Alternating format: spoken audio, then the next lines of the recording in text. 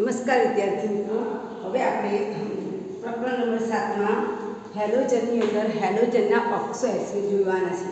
बराबर, गई काले आपणे HCl ની બનાવટ જોઈ, Cl2 વાયુની બનાવટ, એના રાસાયણિક ગુણધર્મો જે પરીક્ષામાં વારંવાર પૂછાય છે। હવે આજે આપણે જોવાના છે हेलोजनना ऑक्सो एसिड। ऑक्सो एसिडની અંદર તમને ખબર છે કે हेलोजन ऑक्सीजन સાથે જોડાઈ અને એસિડિક ગુણધર્મ આપે છે, તો that is called a halogen oxo acid. એમાં જે સૌથી પહેલું તત્વ છે ફ્લોરિન, એ કદમાં કેવું છે?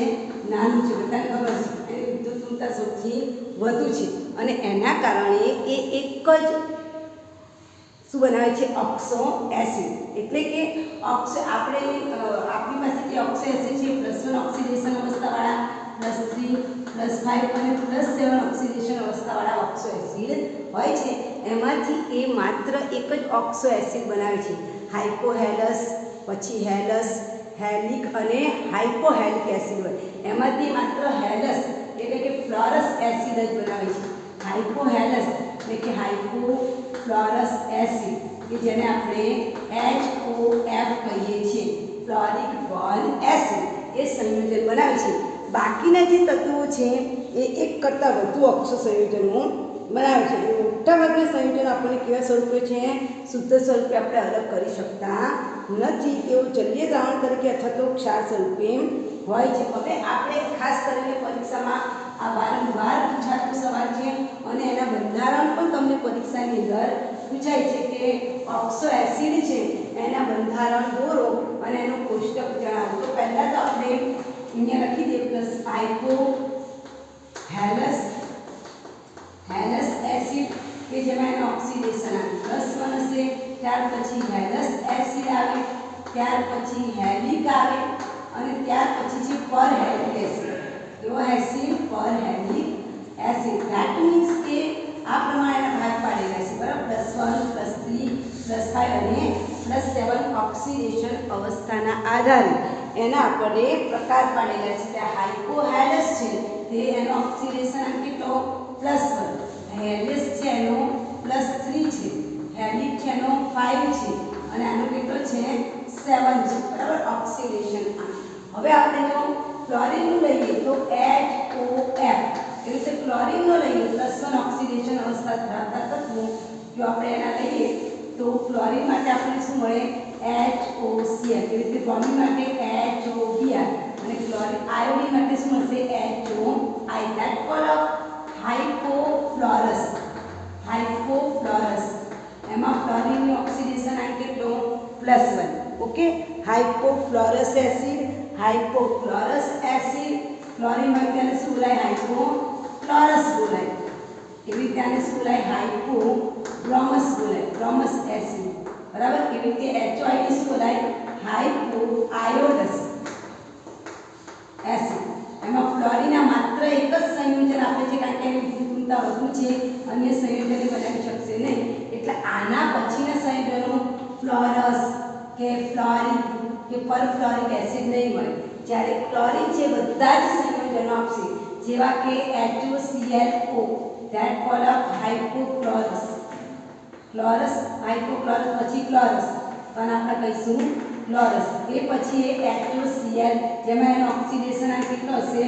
+3, ઓકે। એ પછી HClO2, જેને આપણે ક્લોરિક એસિડ કહીશું, બરાબર, જેમાં એનો ઓક્સિડેશન આ ક્લોરીનનો ઓક્સિડેશન આ કેટલો હશે? 5 અને છેલ્લે છે HOClO3, જેને આપણે કહીશું પરક્લોરિક એસિડ અને પરક્લોરિક એસિડમાં ક્લોરીનનું ઓક્સિડેશન આ તમને કેટલું જોવા મળશે?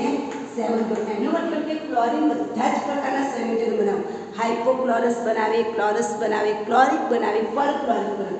બ્રોમિન છે એ સેકન્ડ નંબરનું નહીં બનાવે, આયોડિન પણ સેકન્ડ નંબરનું સંયોજન નહીં બનાવે, ધેટ મીન્સ હાઇપોબ્રોમસ અને હાઇપોઆયોડસ બને, પણ આયોડસ કે બ્રોમસ બનતો નથી। હા, એના પછીનું સંયોજન બને છે HOBr2, that called of bromic acid, અને એના પછીનું બનાવીએ તો પરબ્રોમિક એસિડ, HOBr3, પરબ્રોમિક એસિડ।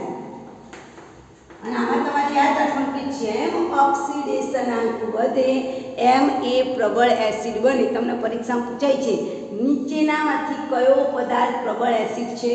તો ક્લોરસ તો કયું આવશે? પરક્લોરિક એસિડ. સમજાય છે? ધારો કે ચાર આપેલા છે, હાઇપોક્લોરસ, ક્લોરસ, ક્લોરિક અને પરક્લોરિક. તો જેનો ઓક્સિડેશનાંક વધુ, +1 કરતાં +3 નો વધારે, +3 કરતાં +5, +5 કરતાં +9, જેમ ઓક્સિડેશનાંક વધે છે તેમ કેવો એસિડ બને? પ્રબળ એસિડ. એટલે આ વેરી મોસ્ટ એમસીક્યુ વારંવાર પૂછાય છે.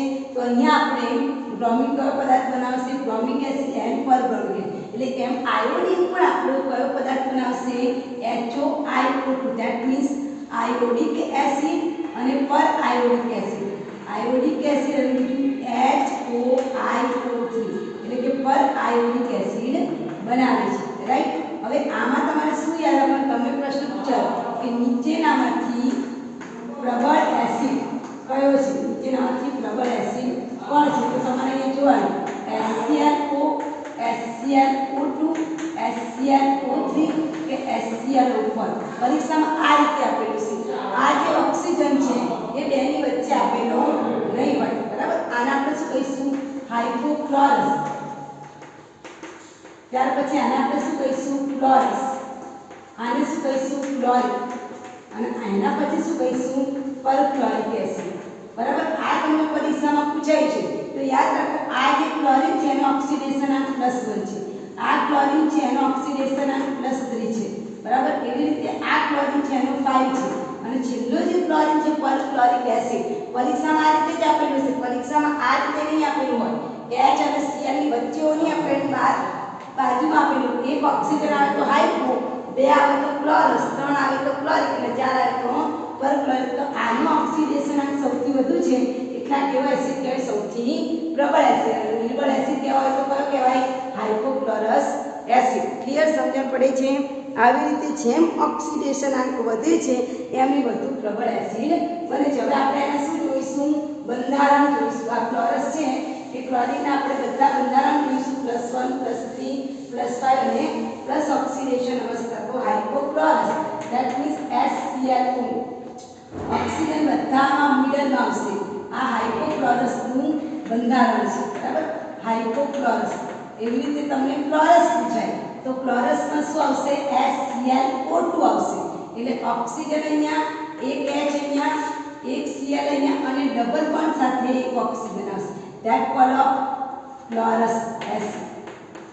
બરાબર. પછી ક્લોરિક એસિડ આવશે. ક્લોરિક એસિડ એટલે HClO3. ઓક્સિજન બરાબર મિડલમાં, અહીંયા H, અહીંયા Cl, એક ડબલ બોન્ડ ઓક્સિજન તો વળી પાછું બીજો ડબલ બોન્ડ ઓક્સિજન આવે. કેટલા વધારાના ઓક્સિજન થયા? 2. એટલે આને શું કહેવાશે? ક્લોરિક એસિડ કહેવાશે. કયો એસિડ? ક્લોરિક એસિડ. ત્યાર પછી આપણે જોઈશું પરક્લોરિક એસિડ.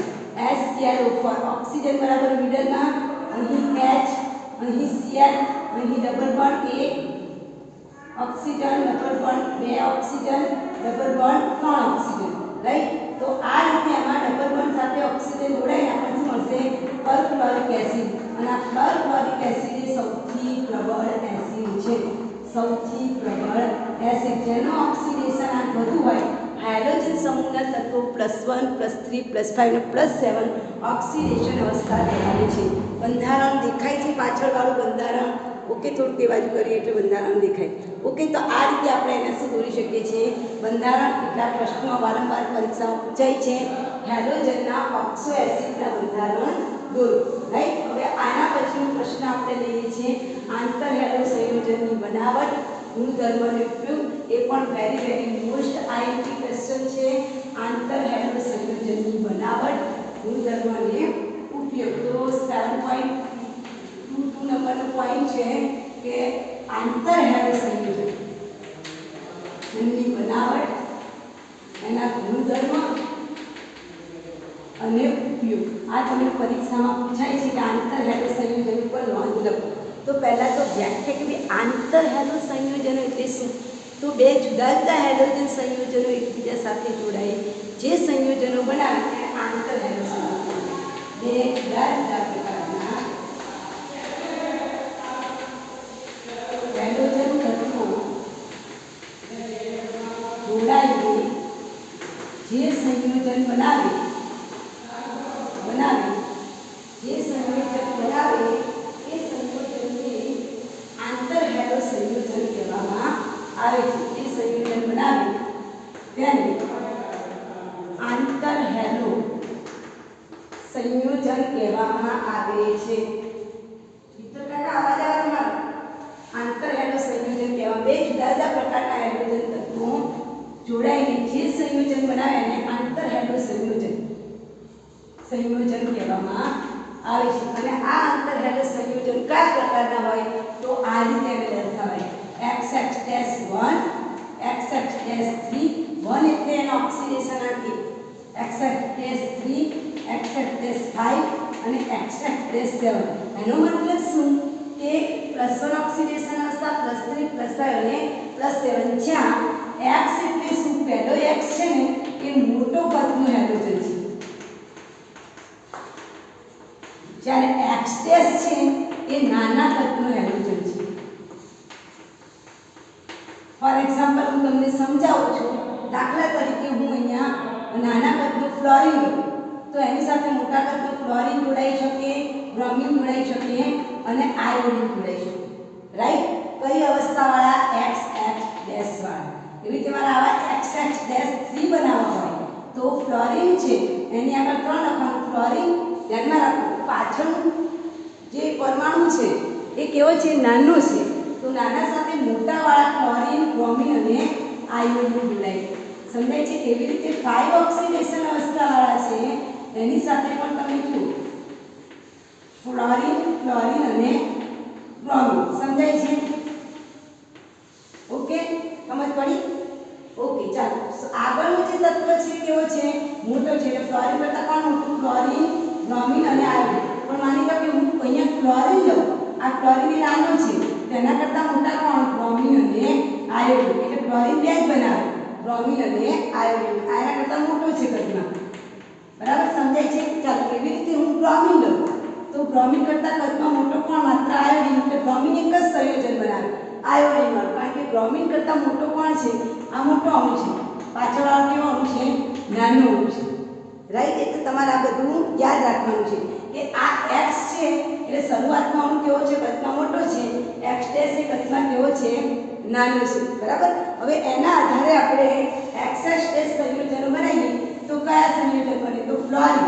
ફ્લોરિન નાનો છે એના કરતા મોટા કોણ? ફ્લોરિન છે, બ્રોમિન છે અને આયોડિન. એટલે ફ્લોરિન 3 બનાવે. એવી રીતે મારો ફ્લોરિન લો તો ફ્લોરિન બ્રોમિન સાથે બનાવે અને આયોડિન સાથે પણ બનાવે. બરાબર? પણ બ્રોમિન લો તો બ્રોમિન કરતા કદમાં મોટો એક જ છે આયોડિન. રાઈટ? તો આ રીતે આપણે એના સંયોજનો બનાવી શકીએ. હવે આ સંયોજનની જે બનાવટ છે એ બનાવટ માટે આપણે ફ્લોરિન અને દાખલા તરીકે મારે ફ્લોરિન અને ક્લોરીન લઈએ તો ફ્લોરિન અને ક્લોરીન 470 ડિગ્રી કેલ્વિન તાપમાને ભેગા થાય તો શું બનાવે? 2ClF. હું લખું છું જો આ ફ્લોરિન નાનું છે, ક્લોરીન કદમાં મોટો છે. રાઈટ? આ કેવા પ્રકારનું સંયોજન? XX-. બરાબર? ઓક્સિડેશન અવસ્થા 1 છે. એવી રીતે ધારો કે હું 3 અણુ લઈ લઉં ફ્લોરિનના 3 અણુ લઈ 570 ડિગ્રી કેલ્વિન તાપમાને પકડે તો આપણને શું મળે? 2ClF3. 3 × 6 મળે. એનો મતલબ કે આ કયા પ્રકારનું સંયોજન બનાવ્યું? XX-3 પ્રકારનું. એવી રીતે તમે બ્રોમિન અને એવી રીતે તમે આયોડિન એમના તમને સંયોજન આપેલા છે આંતર હેલો સંયોજનની અંદર તમે એવી રીતે આયોડિન અને ક્લોરીન સાથેનું સંયોજન પણ બનાવી શકો. દાખલા તરીકે ક્લોરીન સાથે બનાવ્યું આપણે. બરાબર? ક્લોરીન કરતા મોટો કોણ? ક્લોરીન. એવી રીતે તમે આયોડિન પણ લઈ શકો. આયોડિન કરતા ક્લોરીન સાથે પ્રક્રિયા કરવા ટેમ્પરેચરની જરૂર નહીં પડે એટલે તરત જ શું બનશે? ClIF બનશે. કયા પ્રકારનું સંયોજન? +1 ઓક્સિડેશન અવસ્થાઓ. આયોડિન સાથે 3 મળે F2 લેશું તો કેવા પ્રકારનું સંયોજન મળશે? IF3 જેમાં XX-3 પ્રકારનું સંયોજન છે. સમજાય છે? એવી રીતે મારો બ્રોમિન છે તો બ્રોમિન એ 5 અને 7 બંને પ્રકારના સંયોજનો બનાવે છે. તો બ્રોમિન એ ફ્લોરિન સાથે જોડાઈને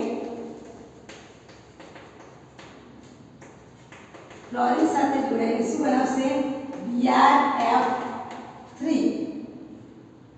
twice BrF3 and Br2 plus 5F2 તો twice BrF5 સંયોજન બનાવે છે. ટૂંકમાં તમે એ જોઈ શકો છો કે આ ક્લોરીન કદમાં નાનો હોય તો નાનો કોની સાથે જોડાય? મોટા કદના ક્લોરીન સાથે જોડાય, મોટા કદના બ્રોમિન કે આયોડિન સાથે જોડાય છે. તો આ થઈ ગઈ એની સંયોજન ઓક્સો એસિડના સંયોજન જે છે એની બનાવટો છે. હવે આપણે એના ગુણધર્મો જોઈએ. તમારી ચોપડીમાં પણ એના ગુણધર્મો આપેલા છે. હવે આપણે ગુણધર્મો કરીએ પહેલાં તમને સમજાવી દઉં કે આપણે ચારેય પ્રકારના બંધારણોનો અભ્યાસ કરવાની એના ગુણધર્મો આપેલા છે. એમાં તમે જુઓ કે તમને +3 ઓક્સિડેશન અવસ્થાવાળા સંયોજનો અને પહેલાં ધારો કે હું XX ડેશ લખું તો XX ડેશ સંયોજન ધરાવતા કયા તત્વો આપણને મળે એની આપણે પહેલાં ચર્ચા કરવાની. તો આ XX ડેશનો મતલબ શું થાય? દાખલા તરીકે હું અહીંયા ફ્લોરિન લઉં. ચાલો XX ડેશ વાળા સંયોજનો કયા કયા બને? તો ફ્લોરિન છે એ કદમાં નાનું, એની સાથે ક્લોરીન જોડાય, બ્રોમિન જોડાય, આયોડિન જોડાય, રાઈટ? ઓકે, XX ડેશ વાળા કેટલા સંયોજન બને છે? જુઓ, ફ્લોરિન ના થઈ ગયા. હવે કોનો વારો આવ્યો? ક્લોરીન. ક્લોરીન કોની સાથે જોડાય? બ્રોમિન અને આયોડિન. ક્લોરીનની વાત પતી ગઈ. હવે કયો તત્વ આવ્યો? બ્રોમિન. તો બ્રોમિન સાથે માત્ર કોણ જોડાય? આયોડિન. તો XX ડેશ વાળા તમને ટોટલ કેટલા સંયોજનો મળ્યા? 6 સંયોજનો. ફરીથી રિપીટ કરું છું. ફ્લોરિન કદમાં નાનું છે એટલે ક્લોરીન, બ્રોમિન અને આયોડિન આ કદમાં કેવા લેવાના? મોટા લેવાના. આ કદમાં કેવું લેવાનું? નાનું લેવાનું. ચાલો ફ્લોરિન પછી કયું આવશે? ક્લોરીન. તો ક્લોરીન કરતા કદમાં મોટા કોણ? બ્રોમિન અને આયોડિન, રાઈટ? હવે આપણે બ્રોમિન લઈએ તો એના કરતા મોટો એક જ છે, કયો? Iodine. That means XX dash અવસ્થાવાળા કેટલા સંયોજનો મળ્યા? 1 2 3 4 5 અને 6. ત્યાર પછી તમને બધા વાયુઓના ગુણધર્મો આપેલા છે કે આ વાયુનો ગુણધર્મ શું, આ વાયુનો ગુણધર્મ શું, બરાબર? એવા તમને ગુણધર્મો આપેલા છે. તો પહેલો જે છે એ કેવો છે? રંગવિહીન વાયુ છે. કેવો છે? રંગવિહીન વાયુ સ્વરૂપે છે. એનો આકાર ફિક્સ નથી, લગભગ રેખીય જેવો આકાર છે, બરાબર? એટલે આકાર તમને આપેલો નથી, એનું બંધારણ રેખીય છે. આ જે છે એ કેવો છે? આછો બદામી રંગનો વાયુ છે. અને આ જે આપેલું છે સ્પેક્ટ્રોસ્કોપી વર્ણપટ દ્વારા જ આપણે એને ઓળખી શકીએ. એમની આપણે જોઈ શકતા નથી, એટલે ખાસ ધ્યાન રાખજો સ્પેક્ટ્રોસ્કોપી પદ્ધતિથી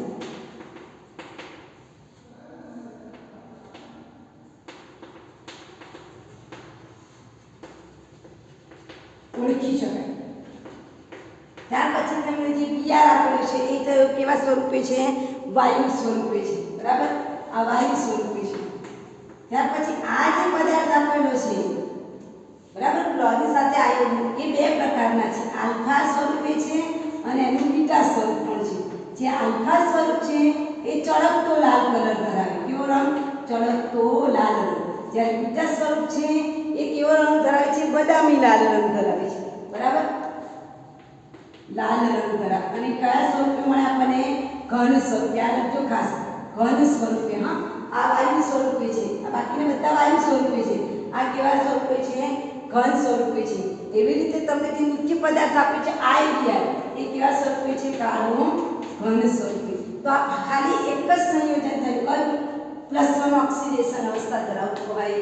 હવે ધારો કે હું +3 ઓક્સિડેશન અવસ્થા ધરાવતા લઉં XX-3, એનો મતલબ કે આ તત્વ કેવો છે? નાનો છે. આ તત્વ કેવો લેવાનો? મોટો લેવાનો. એવા કેટલા સંયોજન બને? તો ફ્લોરિન સાથે ક્લોરીન જોડાય, બ્રોમિન જોડાય અને આયોડિન જોડાય. આટલા તો જોડાય. ત્યાર પછી કોનો વારો આવે? ક્લોરીન.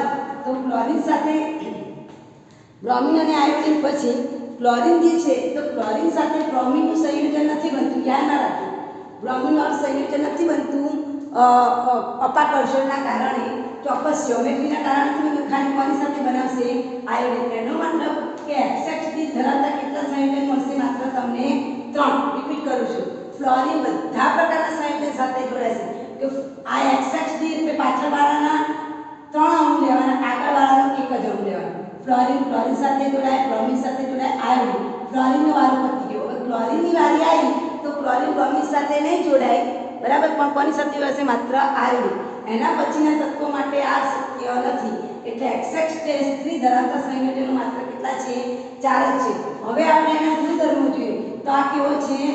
આછા પીળા રંગનું પ્રવાહી છે.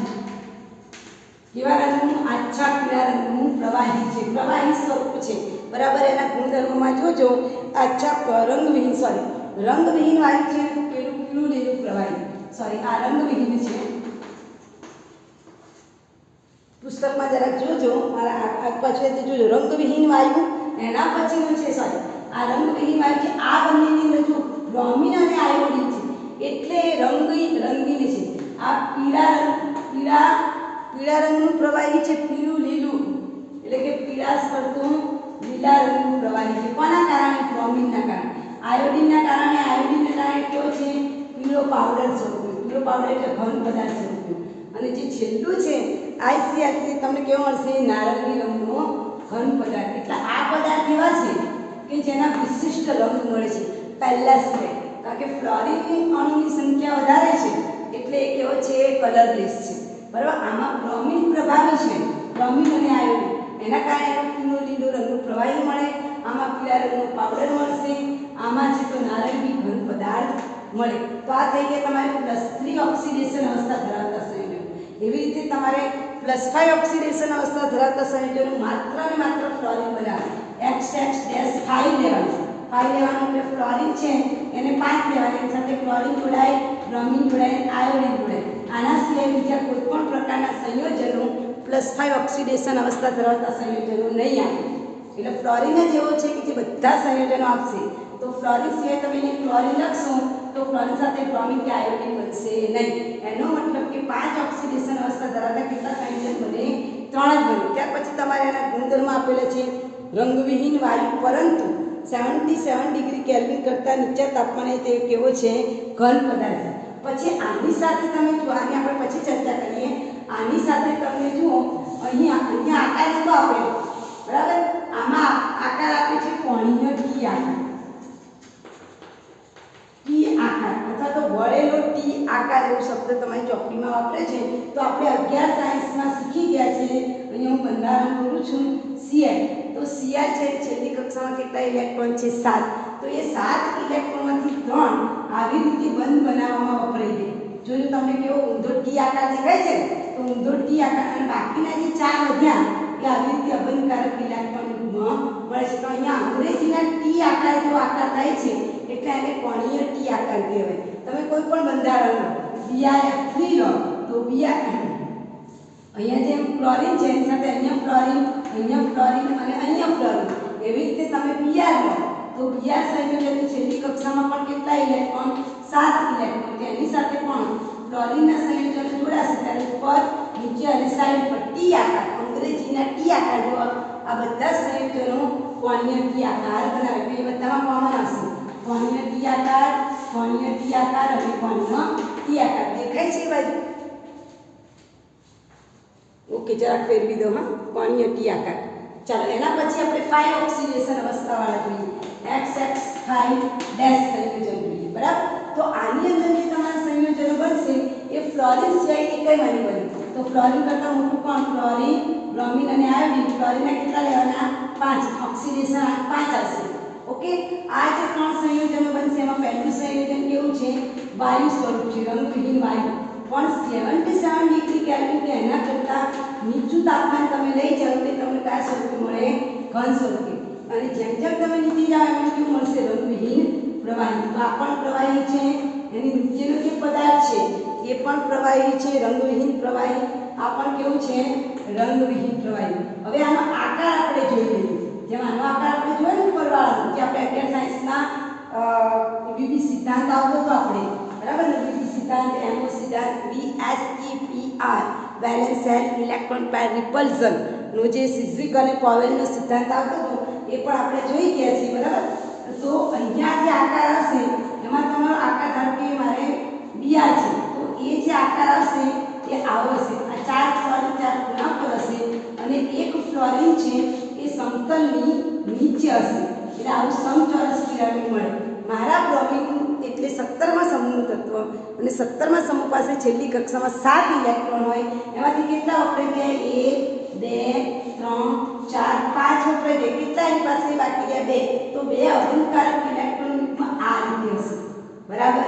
અને એના કારણે આ બધા જ સમૂહના તત્વો, આ જે તત્વો છે 5 અવસ્થા ધરાવતા, એ કેવો આકાર ધરાવશે? સમચોરસ પિરામિડ। ઓકે, આ સમૂહના 3 તત્વો સમચોરસ પિરામિડ આકાર ધરાવે છે। ત્યાર પછી છેલ્લો છે IF7 અને F7 વાળું જે છેલ્લી ઓક્સિડેશન અવસ્થા છે XX-7 એક જ સંયોજન બનાવે ક્લોરીન સાથે આયોડિન, બીજા કોઈ સંયોજનો આ પ્રકારનું સંયોજન નહીં બનાવે અને એ કેવો છે રંગવિહીન વાયુ છે। હવે એનો આપણે આકાર જોઈએ, રંગવિહીન વાયુ છે તો આયોડિન છે તો આયોડિનની છેલ્લી કક્ષામાં કેટલા ઇલેક્ટ્રોન 7 ઇલેક્ટ્રોન, તો એ જે ઇલેક્ટ્રોન છે આ રીતે પેન્ટાગોન, અહીંયા મારો આયોડિન છે, આયોડિન સાથે 1 બંધ 2 બંધ 3 બંધ 4 બંધ 5 બંધ, 5 ક્લોરીન આપણે પહેલા ગોઠવી દઈએ 1 2 3 4 અને 5 પેન્ટાગોન, એની ઉપર પણ એક છે એની નીચે પણ અહીંયા એક છે એટલે પેન્ટાગોનલ ડાયપિરામિડ, એક ક્લોરીન અહીંયા આવશે એક ક્લોરીન અહીંયા આવશે, તો હું દોરું છું બરાબર।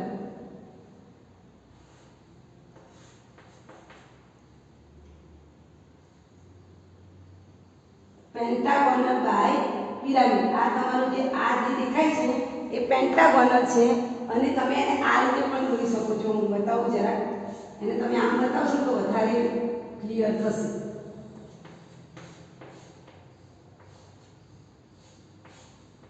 ઓકે, એક સમતલ આમ બતાવીએ એક સમતલ નીચે બતાવીએ, રાઈટ। એટલે આ જે આયોડિન છે એનો એક ક્લોરીન અહીંયા છે 1 2 3 4 અને 5, એક ઉપર છે ને એક નીચે છે એટલે વચ્ચેનો જે આકાર તમને દેખાય છે એ પેન્ટાગોનલ છે જુઓ અહીંયા, અને એની ઉપર એક સમતલ અને નીચે એક સમતલ એટલે કેવો આકાર બનાવશે પેન્ટાગોનલ ડાયપિરામિડ।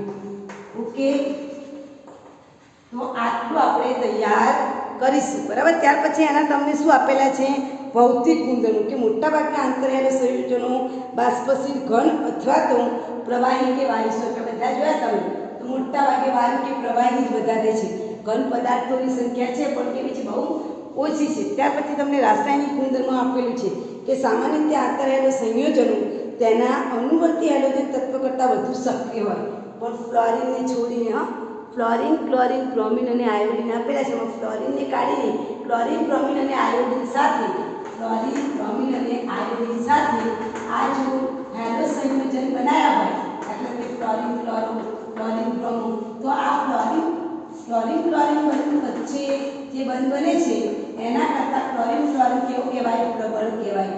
સમજાય છે હું શું કહેવા માંગુ છું કે હાઇડ્રોજન વચ્ચે જે ક્લોરીન વચ્ચે જે બંધ બને છે એના કરતાં ક્લોરીન અને ફ્લોરિન વચ્ચે જે બંધ બને છે કેવું છે વધુ પ્રબળ હોય છે, એની સક્રિયાત્મકતા કેવી હોય વધારે હોય। એનું કારણ શું?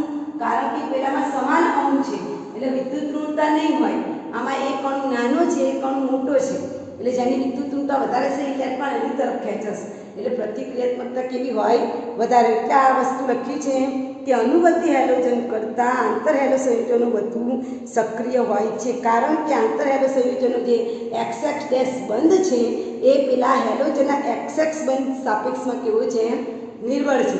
આંતર હેલો સંયોજનના નિર્માણમાં નાના કદના, હવે આ યાદ રાખવાનું તમારે જોજો, આ XX ડેશ સંયોજન છે એની હું પાણી સાથે પ્રક્રિયા કરાવું, પાણીમાંથી બે આયન છૂટા પડે પ્લસ અને OH માઇનસ આયન, આ અણુ કેવો છે કદમાં નાનો છે, આ અણુ કદમાં કેવો છે મોટો છે, તો મારો નાનો અણુ છે એ કોની સાથે જોડાશે હેલોજન સાથે જોડાઈને શું આપશે, જે મોટા કદના સંયોજન છે એ હાઇપોહેલાઇડ આપે, જ્યારે નાના કદના સંયોજનો હેલાઇડ આપે। આ જે સંયોજનો તમને દેખાય છે એ હંમેશા આની સાથે જોડાશે, કોની સાથે હાઇડ્રોજન સાથે, શું આપશે હેલાઇડ આપશે, જ્યારે મોટો સંયોજન છે એ કાં તો હેલાઇડ કાં તો હેલસ કાં તો હેલાઇડ પરહેલેટ અથવા તો હાઇપોહેલેટ સંયોજન, જેવો અહીંયા તમે કયા પ્રકારનું સંયોજન જોડે છે XX ડેશ જોડાયો છે, XX ડેશ 3 જોડાયો છે, XX ડેશ 5 જોડાયો છે કે XX ડેશ 7 જોડાયો છે,